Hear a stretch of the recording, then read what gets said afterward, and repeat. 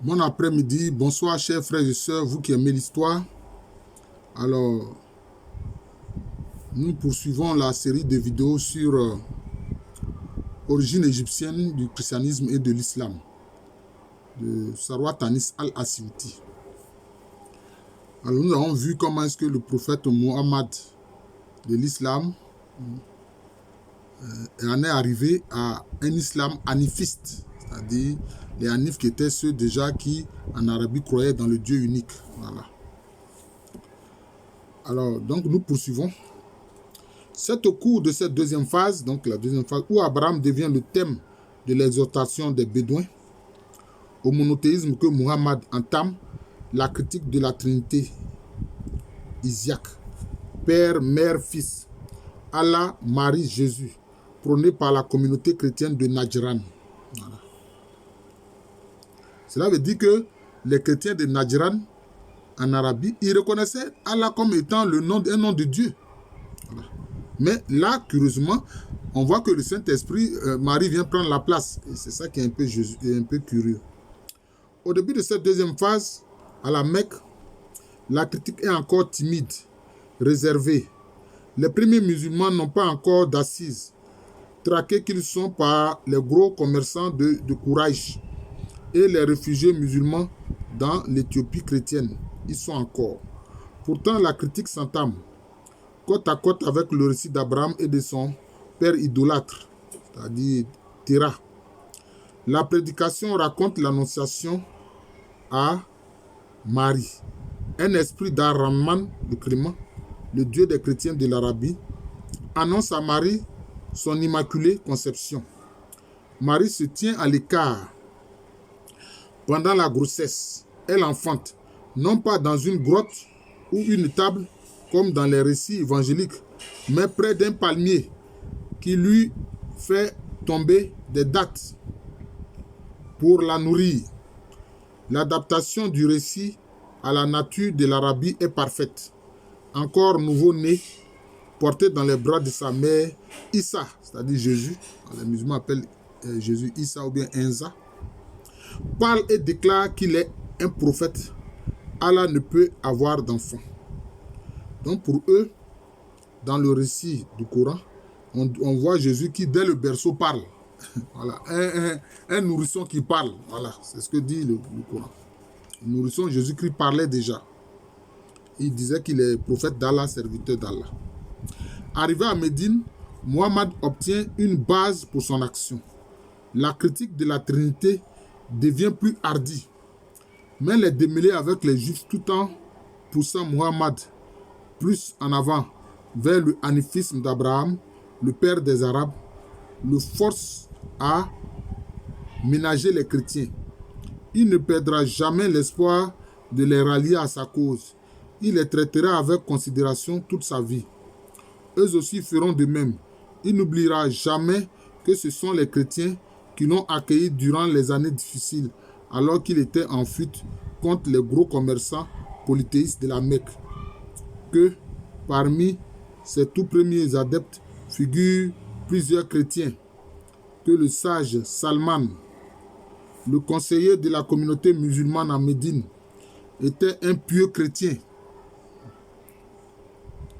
Quand Muhammad se choisit sa propre vie, sa propre voie plutôt, les chrétiens de Najran décidèrent de ne pas le frapper d'anathème.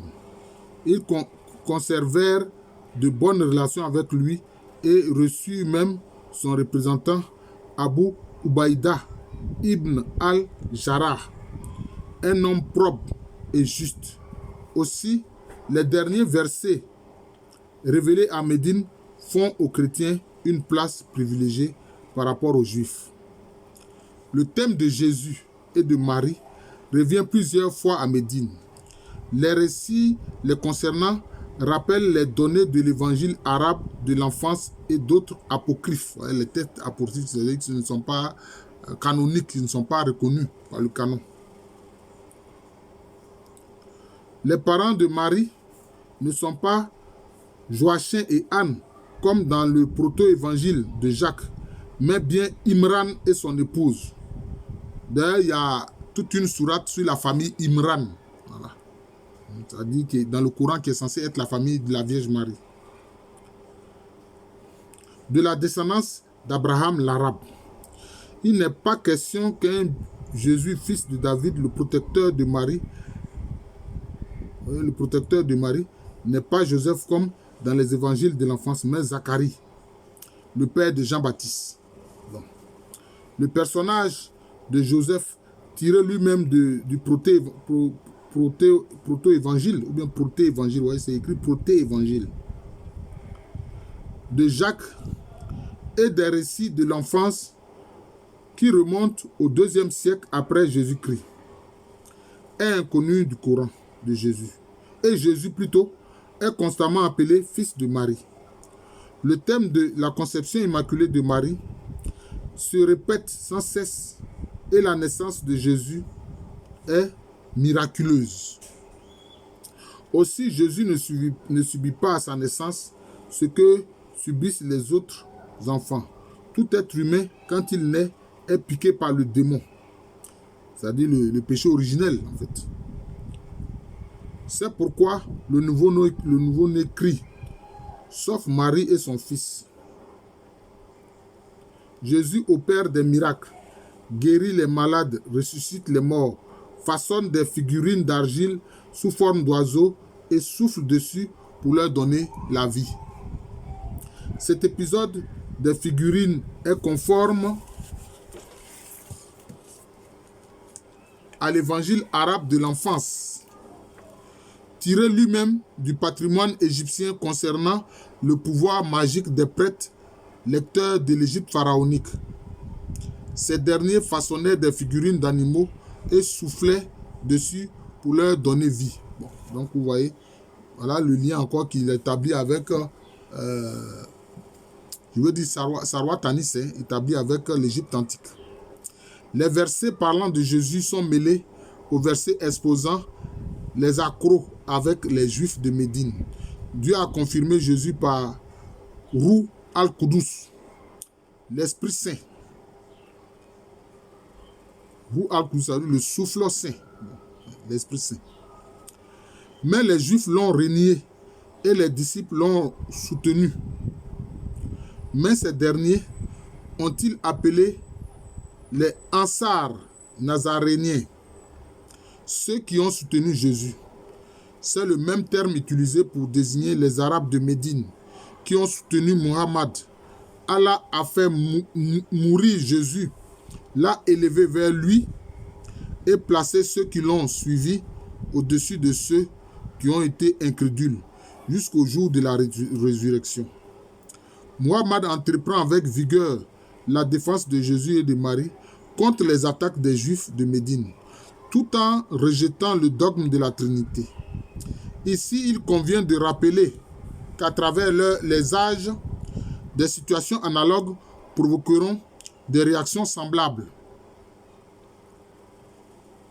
Les chefs des Juifs contemporains de Jésus le dénigraient sur la croix et se flattaient de l'avoir mis à mort.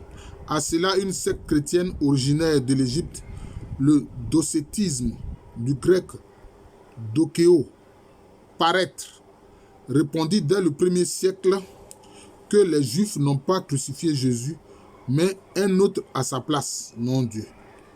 Sinon, qu'un autre à sa place, pardon. Simon de Cyrène, qui avait aidé Jésus à porter sa croix. C'est-à-dire qu'ils prétendent que c'est Simon de Cyrène qui a été crucifié. Comme on peut confondre Simon de Cyrène et puis Jésus. C'est vrai, Jésus aussi, il avait le teint un peu basonné comme les Arabes, les peuples sémites, comme notamment les Juifs séfarades, qui ne sont pas clairs comme les Juifs ashkénazes qui étaient en Europe. Mais Simon de Cyrène, c'est un noir. D'ailleurs, dans les Actes des Apôtres, on l'appelle le noir. Simon le noir. Donc, il ne peut pas avoir de confusion entre lui et puis Jésus. Ce n'est pas possible. Les Juifs n'auraient pas remarqué la substitution et Jésus, au cours du crucifixion, se serait tenu à l'écart et se serait moqué d'eux. Bon. Cette croyance au non-crucifixion de Jésus se retrouve dans les documents gnostiques de Dag Hammadi. Hein, ça fait partie des documents, des documents de Qumran qui ont été découverts. Hein, voilà. Où on a des morceaux de la Bible. Documents qui ont divers points communs avec les croyances de la communauté chrétienne de Najran en Arabie, notamment l'adoption de la Trinité isaïque, Père, Mère, Fils, et le rejet de Moïse et de la Torah. Faut-il conclure par là que la communauté chrétienne de Najran, fondée par un esclave égyptien, pourquoi est-ce qu'on veut forcément en faire un esclave? C'est ça le problème des Arabes, était d'Ossète. Par ailleurs, parce que les Égyptiens étaient noirs. Par ailleurs, quelques-uns des gnostiques, tout spécialement Justin, Carpocrate et Cérinthe, soutenaient dès le 1er siècle que Jésus n'est qu'un homme, né comme tous les hommes, sans intervention miraculeuse. Où se place le Coran dans tout cela? Bon, vous voyez ça, c'est ce que l'Église va combattre, ces idées-là. Voilà, c'est ces idées que l'Église va combattre parce que ce n'est pas conforme au canon. Voilà, c'est ça. C'est ça.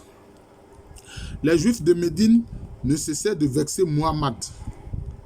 Ils lui prêtaient à usure, le forçaient à payer les intérêts usuraires, puis ricanaient. Nous sommes riches et Allah est pauvre. Mon Dieu. Ils dénigraient Marie et Jésus que Muhammad vénérait, calomniaient Marie et se gaussaient de Jésus pour l'avoir crucifié. À ces railleries, bon, vous voyez, là Paul a dit ainsi, Jésus n'est pas crucifié, vienne notre foi. Et si Jésus n'est pas ressuscité, vienne notre foi. Voilà. À ces railleries, le Coran répond énergiquement. Les Juifs sont des usuriers qui dévorent injustement les biens des hommes. Nous avons préparé aux incrédules d'entre eux un tourment douloureux. Quant à ceux d'entre eux qui sont enracinés dans la science, qui ont cru en ce qui a été révélé à Muhammad, ceux qui observent la prière et font l'aumône, qui croient en Allah et au jour dernier, à ceux-là, Allah accordera une récompense magnifique. Heureusement, il les distingue quand même. Ça, c'est une bonne chose. Le Coran refute catégoriquement les calomnies des Juifs contre Marie, l'accusant d'adultère, ainsi que leur prétention d'avoir tué le Messie, Jésus, fils de Marie, l'apôtre d'Allah. Ils ne l'ont point tué et ne l'ont point crucifié, mais cela leur a paru, bon, c'est écrit, Subiha Lahum. Certainement, ils ne l'ont point tué, mais Allah l'a élevé vers lui, car Allah est puissant et sage. Bon, c'est ce que dit le Coran justement. C'est la thèse du docétisme. Par ailleurs, tout en niant la divinité de Jésus, le Coran maintient sa naissance miraculeuse. Tout en refutant la Trinité, le livre d'Allah confirme la doctrine du Logos. Cela pourrait paraître contradictoire, mais le contexte historique jette quelques lumières sur le contenu des textes. Tout d'abord, l'unicité d'Allah paraît évidente à Muhammad dès les premières années de la Mecque.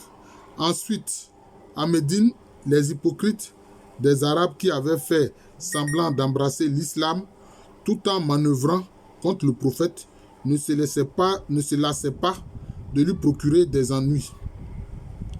Quand Muhammad chercha à imposer la discipline aux Bédouins insoumis,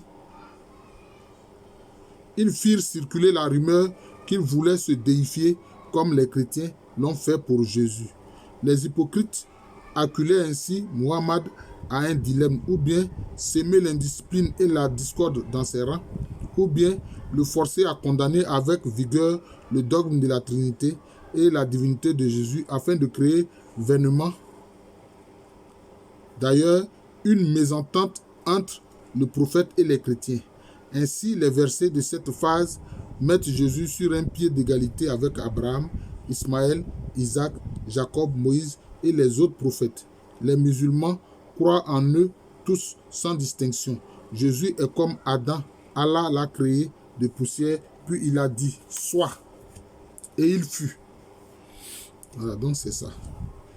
Il n'est pas né Jésus, donc comme le Coran l'a dit là, bon, c'est comme si il y a un parallèle entre Jésus et Adam, c'est Dieu qui l'a créé directement. Mais Là, il est dit par une parole projetée dans le sein de Marie, de Mariam. Voilà. Un humain ne peut ordonner aux hommes de l'adorer. Aux gens du livre, les chrétiens, comme ça que les musulmans l'appellent, ne soyez pas extravagants en votre religion. Le Messie, Jésus, fils de Marie, est l'apôtre d'Allah. Son verbe jeté par lui à Marie est un esprit émanant de lui. Croyez en Allah et en ses apôtres et ne dites point 3. Allah est un Dieu unique. À lui ne plaise d'avoir un enfant. À lui, ce qui est dans les cieux et ce qui est sur la terre.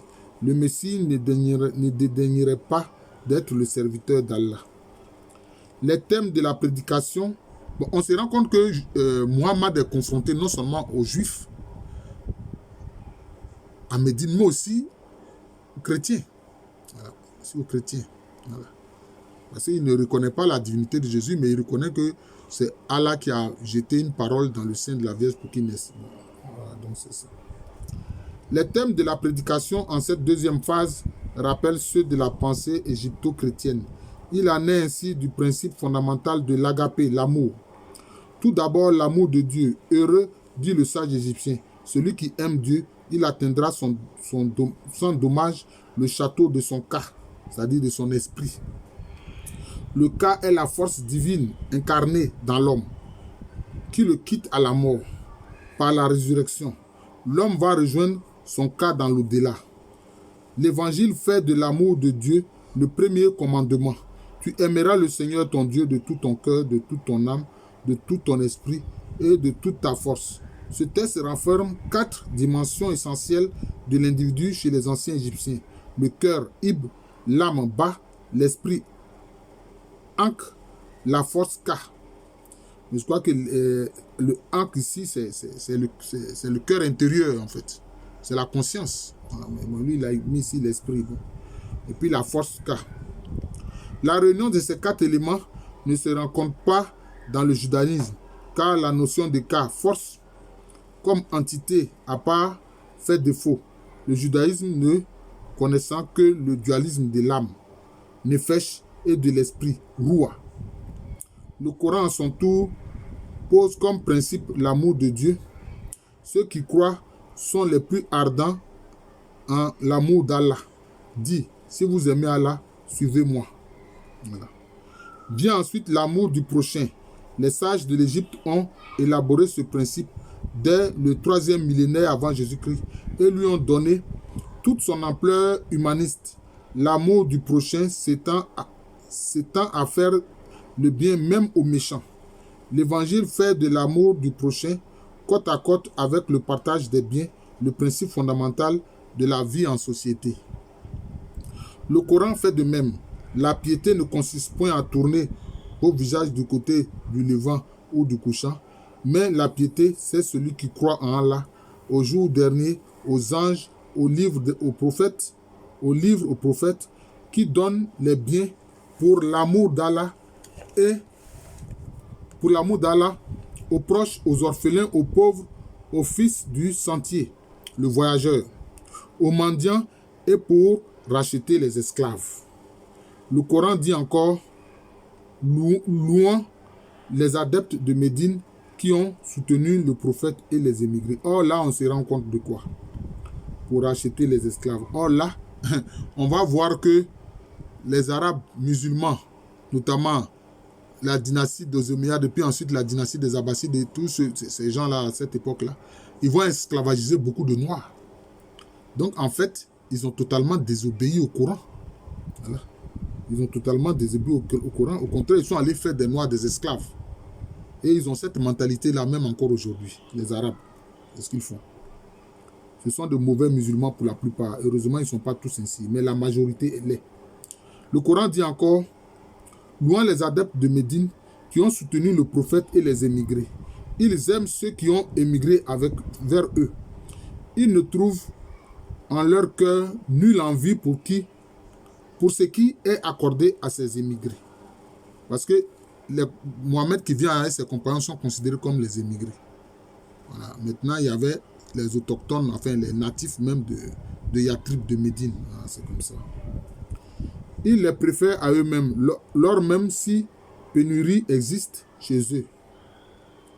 Ceux qui se gardent de l'avarice, ceux-là sont les bienheureux. Donc, c'est le partage, voilà, la fraternité. En somme, dans cette deuxième phase, malgré le recours à Abraham, le Hanif et la critique du dogme de la Trinité, le fond de la pensée musulmane reste semblable à la pensée égypto-chrétienne. Bon. Je vais terminer cette partie-là qu'on a appelée, que Sarwat Anis Al-Asyuti a intitulé Muhammad et l'islam universaliste. Les 3 dernières années de la prédication à Médine, Muhammad était fatigué en fait, était là des bédouins russes du désert et des hypocrites arabes qui avaient embrassé l'islam.